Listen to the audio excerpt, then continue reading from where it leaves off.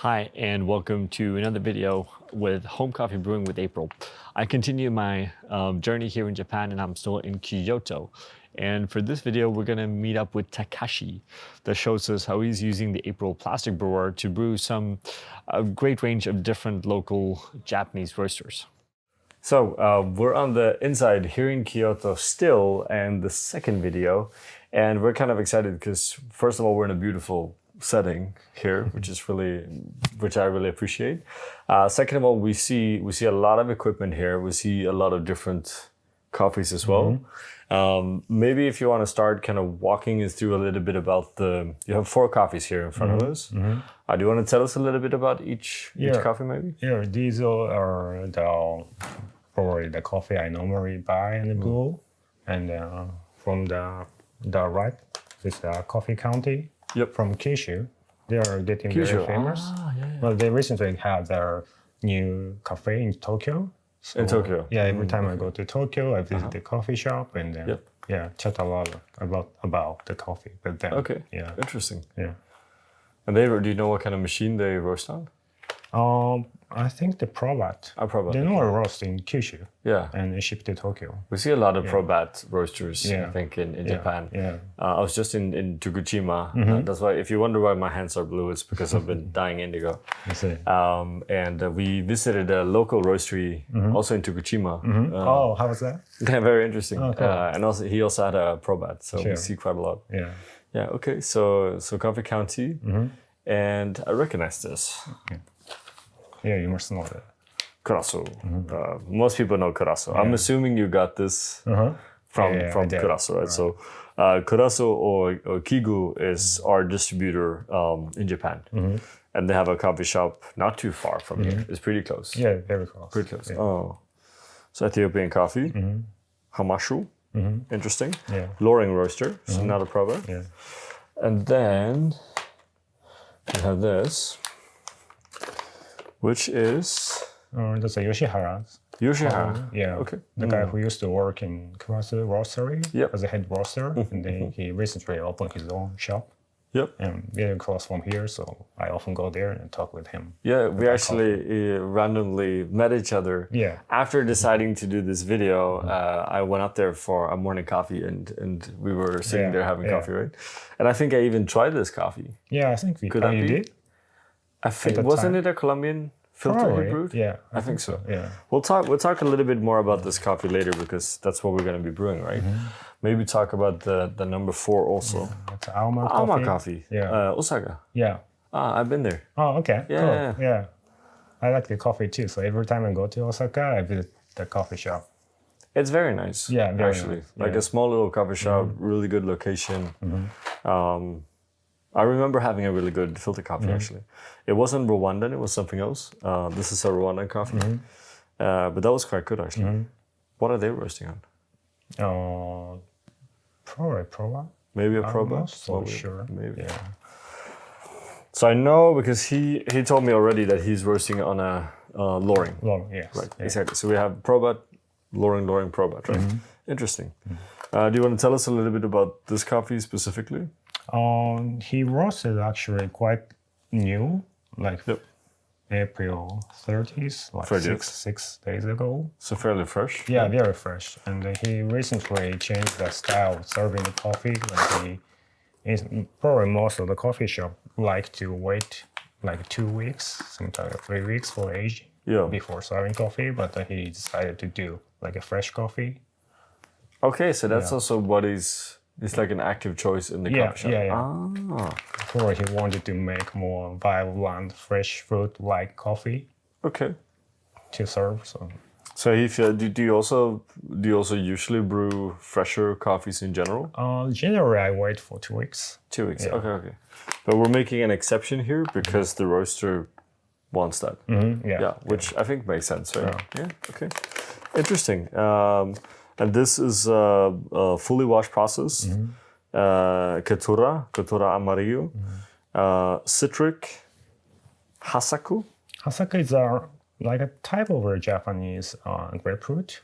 Orange. Yeah, interesting. Apple, roasted almonds, and juicy, pretty much, right? from Tolima. We don't know the farm. Do you know the farm? I'm not sure. We'll see if we can ask him about the farm, and then we comment that somewhere. But basically, washed coffees Castillo from Tolima, which is then a region in Colombia. Super. How are we gonna brew this? Actually, he recommended me to grind in advance Okay. to remove the gas. Okay. Which we also do. Okay. Yeah. So I did it like 2 different types. And the one is like grinded like 24 hours ago. Okay. Okay. And then the one is like grinded like 6 hours ago. Interesting. Yeah. Which one do you feel you wanna try? Probably I would try 6 hours ago. 6 hours ago. Yeah, actually I tried all of them. You tried all of before. them already? Yeah. Okay. So you already have a favorite. Yeah, the fresh one is very strong flavor Yeah. and vibrance and a good acidity, but also a little bit of astringent and rough. A little bit rough. Yeah, and then I tasted like 24 hours. Yeah. And it was like a cleanest, but maybe less flavor. Yep. I could probably try to use more beans if I brew one more time. Did you make any adjustment on the brewing between the fresh grind and the rested? Almost the same. Almost the same. The grind setting is a little bit different. Like this is like 30 clicks on Comandante. Oh. And then this one, the 6 hours, like 29 clicks on Comandante. Okay. Because I thought like this one is a little bit like less flavor. Yeah. So, Yeah. So you wanted to open it up a little bit more. Yeah. Which means that we actually, I'm not sure if you know, but at April, in our coffee stores, we pre-grind all of our coffee. Oh, okay. Oh, so all of our Didn't know doses are grinded the day before serving Oh, I see. and then dosed individually as ground coffee, Oh, okay. both filter and espresso. How about the aging? How many days? We say maximum 2 days. So before grinding, usually minimum 2 weeks. Okay. Always. Okay. So 2 weeks, sometimes 3-4 weeks, and then grinding. Oh, I see. Yeah. Nice. Oh. Yeah. Okay, so I'm really curious. Let's get started, right? Okay. So first things first, I guess water is always a good thing to talk about, right? So bottled water. Yeah, I use the local mineral water from supermarket called Suntree, the natural mineral water, from a little bit west side of Japan. Yeah. The hardness is around 20. Actually, the local tap water in Kyoto is very nice. Yes. Yeah. Yes, So you can that's just drink Yep. straight from the tap, and then also if you brew the coffee, quite tasty. So I don't necessarily buy the water, but according to the season and the weather, the water quality changed. Yes. So I want to keep it like Yes. evenly. So and then I need to look for something that I can get access to easily. I can buy anytime. And then I chose this one. Then this is the best one. Yeah, I think Okay. so. So a recommendation for all of you in Japan, I guess, that need some water to brew with. Really interesting. I want to just highlight the fact that you said there that the water changes with the seasons, because I think that's so important. And it's something that we think about a lot in our stores, even if we have reverse osmosis systems, because it does really change. Okay. And that makes a big difference for sure. right. So I think it's an interesting observation for sure. Okay, cool.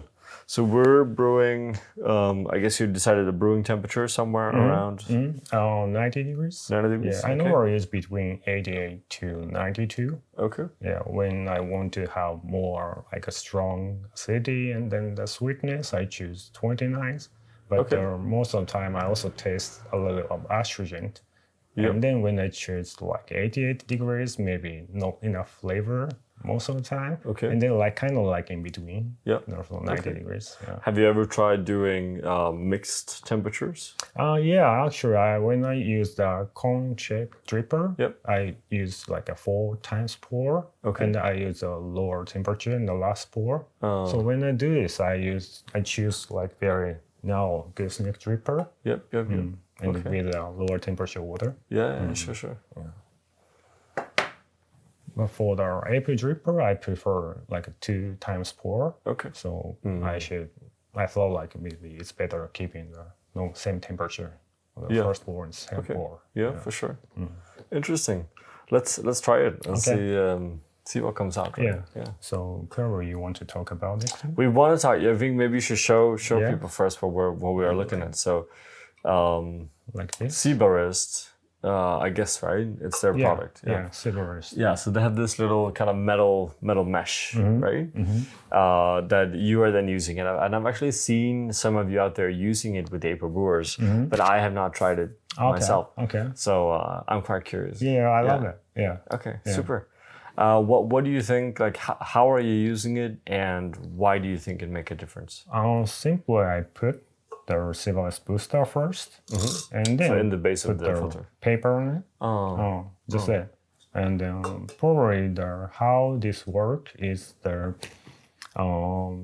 flow of the water at the bottom part of the flatbed dripper. It's not like smooth all the time. Probably this dripper April is pretty good, but for example, Kalita dripper, there is narrow, like small 3 dots. Yes. Hole. Then it's quite difficult. Yeah, that can make the ushering easily. Yep. And then, I've been kind of like waiting for this kind of product. Actually, I did try making the mesh, the T mesh and call it, like circle, and put it and I try several times, but didn't get much feedback and positive feedback. Yeah. So, but this is quite different. Yeah, very good. Yeah, very interesting. Okay, so we put that in the bottom. You have the April plastic brewer. Do you want to share a little bit about why the plastic brewer? Actually, I like the ceramic too. Okay. And then, but probably the plastic is faster and stable temperature inside of the dripper. But as a material, and then probably I still prefer the ceramic. So, but in terms of the taste of the coffee, which is most important thing for me. Sure. So I tend to choose the plastic often. I get that. Yeah. Each of the brewers have slightly different angles, slightly different diameters, also based on how they've been producing. So you're absolutely right that the plastic brewer has a bit of a faster flow rate than the other brewers has. Yeah. Yeah. Super. Let's go for it. Okay. So we have the paper filters. Paper.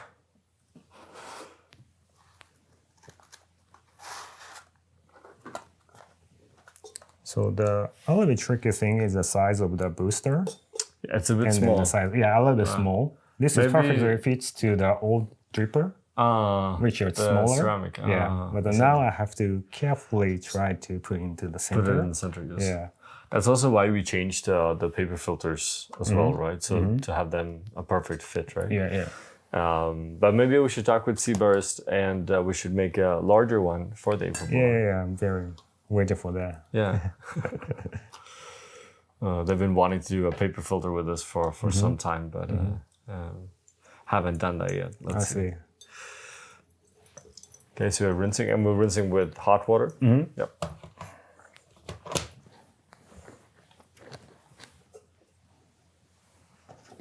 Very good.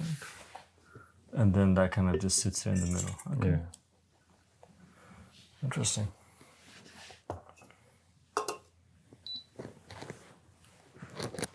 And then we're using the grounds that were 6 hours ago, pretty much. That was grounded. Around now. And how was it? 29 clicks 29 clicks. using the Commandante. Yeah. Okay.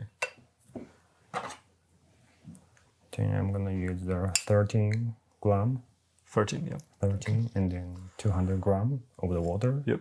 To So pour. pretty classic April recipe. Yeah, basically how you normally brew. And you're using a Timor scale. Yeah.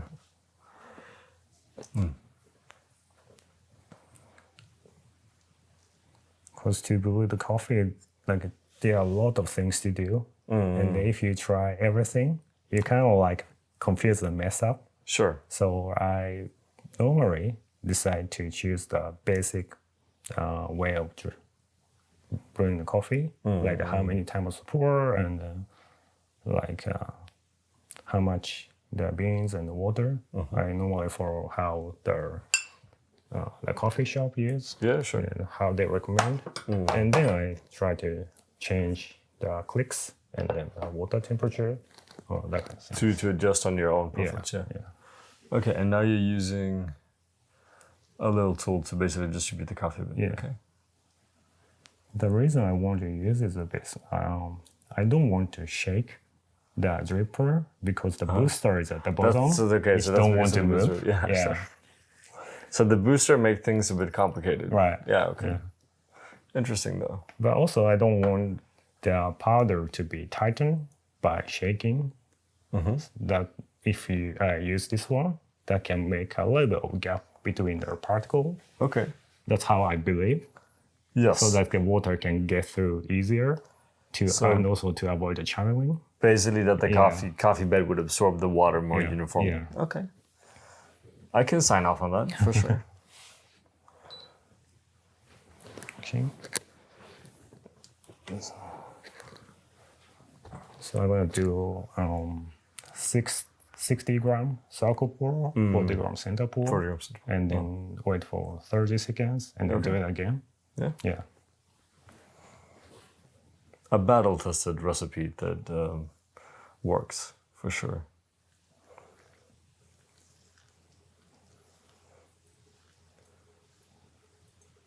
So you're kind of starting in the beginning, going out, moving over to center.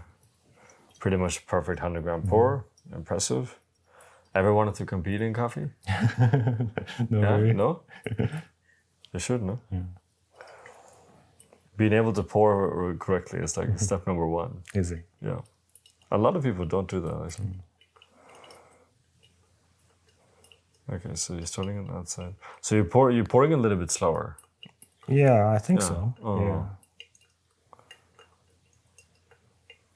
Do you feel that using the Sibarist versus not using it is changing the flow rate? Anything? Almost the same.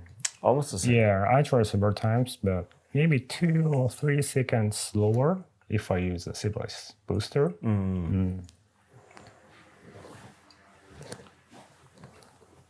Okay. And what is your target total brew time here?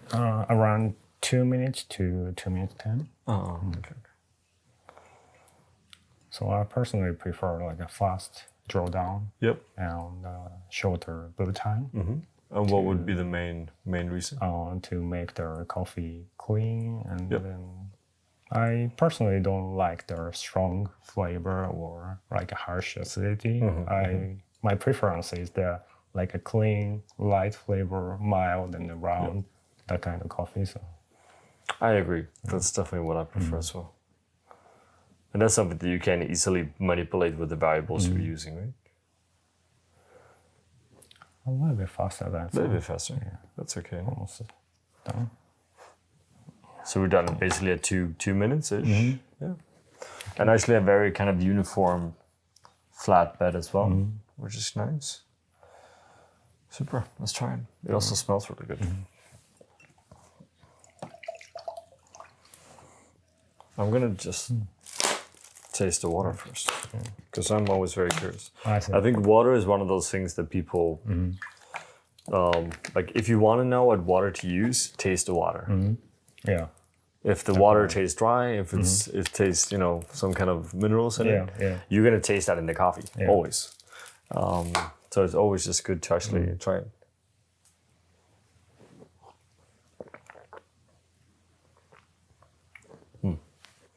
It tastes like a very low mineral water, Is it? pretty much. Yeah. Which can be good actually. Oh. If you take a smell, we'll see what you actually find in the cup. So we're looking for basically citric notes, hasaku, which was kind of a grapefruit, Japanese style, apple, roasted almond, and kind of an overall juicy sensation. Right? Do you? Is that what we're finding? Yeah, quite sweet. Almond aroma.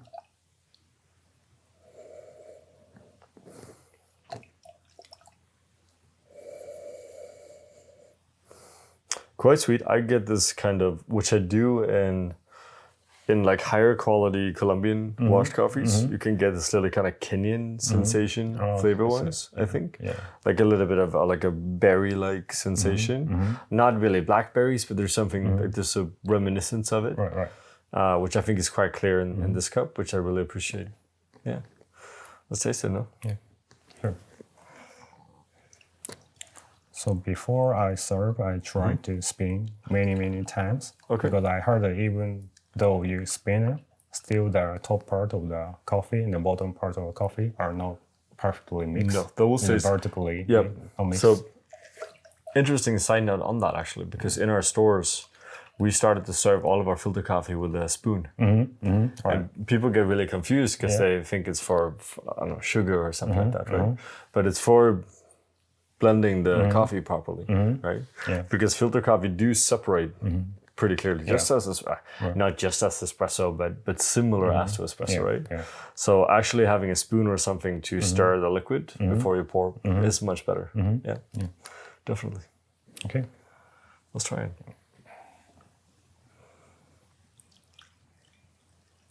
So you have a lot of different cups sitting here as well. You're obviously serving in the Figio cups, so Tim Endable cups from Norway. Yeah, actually, I like collecting a lot of different cups. I like those kind of ceramic artist work, and I really have the huge respect for those people. But in terms of the taste, probably this is the best. So I tend to grab this cup quite often. It's the cleanest, right? And I think if you look at some of these cups, Yeah. that are absolutely beautiful, but you have like a tactile sensation that is changing. Yeah. You have a structure of the rim also changing a little bit, so they look really pretty. But I would agree as well that probably actually that would taste a little bit better. Right.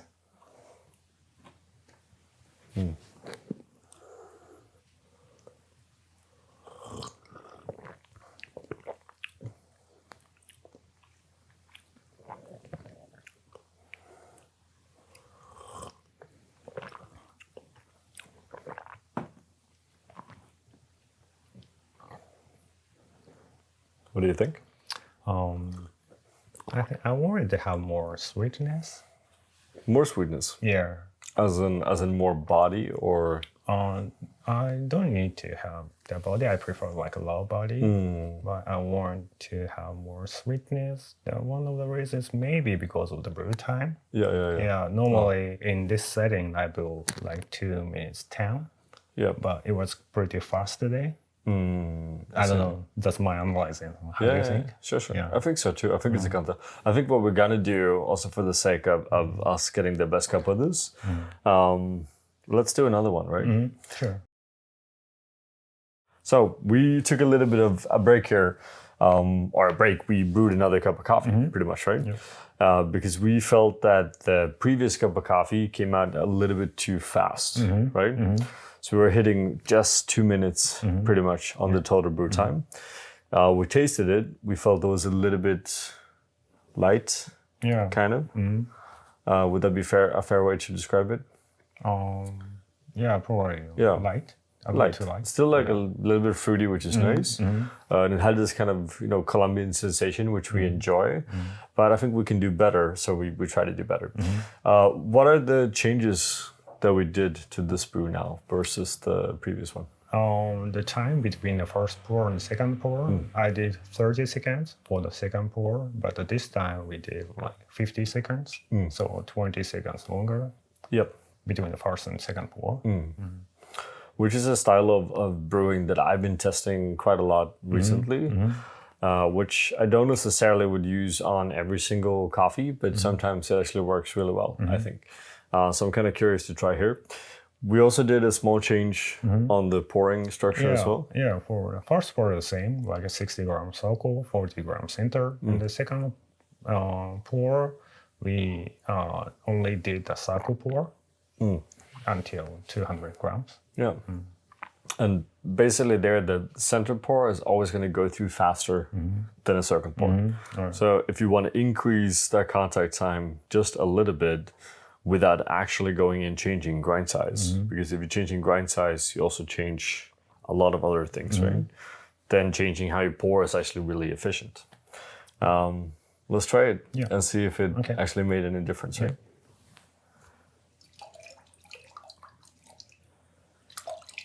Oh, probably I should use a spoon. Yeah, so always actually recommend using a spoon. I would always say that. We say that you basically should stir the coffee at every sip you drink a little bit, you put the cup down, you wait a little bit, then we would actually stir again to drink. Yeah, that's right. Yeah. Would you like to use a new cup? No, that's fine. Okay. Thank you.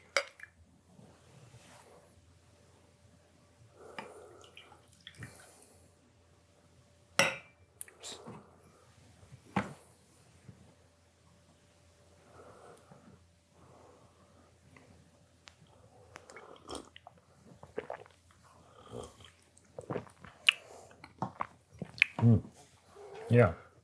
Different. Yeah. Yeah, quite a big difference. I would say. Rounder and milder, but also more flavor and definitely sweeter.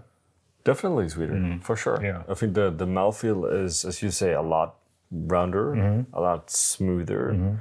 Acidity is still there very much, but it feels better integrated as well. I think we build up a lot of the times with a cup of coffee, it's about getting a flavor structure that fits what we call the tactile structure or like the mouthfeel of the coffee, right?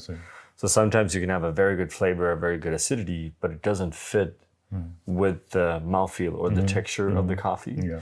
And then it tastes a little bit disconnected, right? Right. I think here there's a lot more kind of harmony in the cup, Yeah, right? I think so too. Yeah.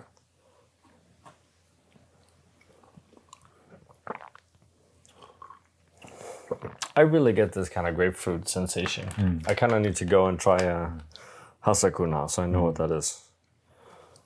It's like a yellow citrus, is it? Yeah, it is. Yeah, okay. It kind of tastes a little bit like white grapefruit.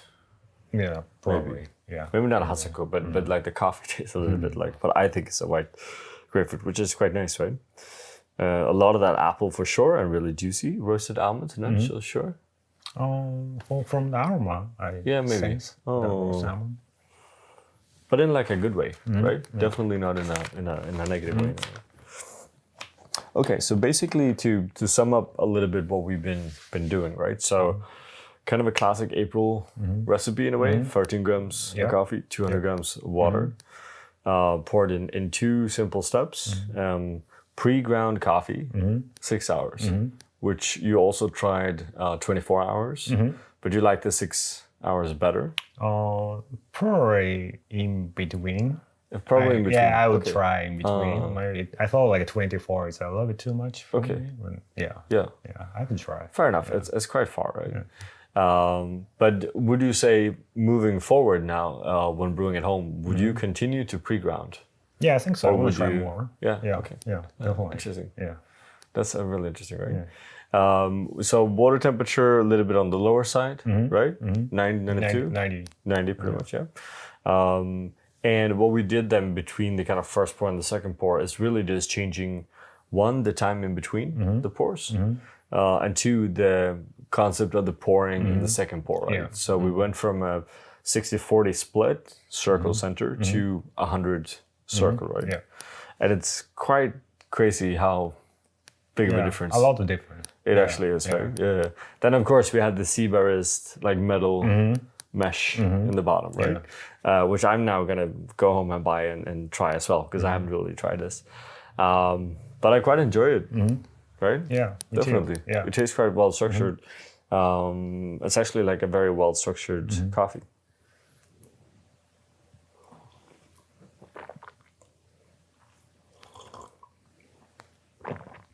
I also think it sits really well in that kind of lower temperature as well. It opens up really well, which is like. It's funny actually because this is the second homebrewing video that I've done here in Kyoto, and both videos have been Colombian coffees. Oh, is it? And 90% of all the coffees I had in coffee shops in Kyoto has been Colombian coffees. Right. So it seems like washed Colombian coffees is a thing here in Kyoto, maybe. Also, there Maybe depends on the seasonal. season. Yeah, sure. Yeah. Yeah. But quite interesting, right? Super. I think that's a good place to kind of wrap it up. Thank you for having us in the first place. Thank you for having me. Beautiful space, beautiful setup. Thank you to all of you for watching, as always. It's always really kind when you subscribe, share, comment, all of this. That's probably really helpful. We're just kind of thankful you're watching. We tried some new stuff here for sure that we haven't done in these videos before, so I'm really curious to see if you guys have tried it yourself, or if you have any comments or thoughts on how you can do it, right? Also, again, like a few 4 really interesting Japanese local roasters as well, which is always fun to try. Yeah, I think, definitely. Yeah. So make sure you check that out as well. I think that's always going to be really interesting. And with that, just thank you again. And Thank you so much. Thank you for watching. We want to give a special thank you to all of our Patreon supporters. It's because of you that we are able to continue to make these videos. And we want you to all to feel free to always come with suggestions and ideas on the content that you want to see, because we are doing this for you and because of you. Thank you from all of us here at April.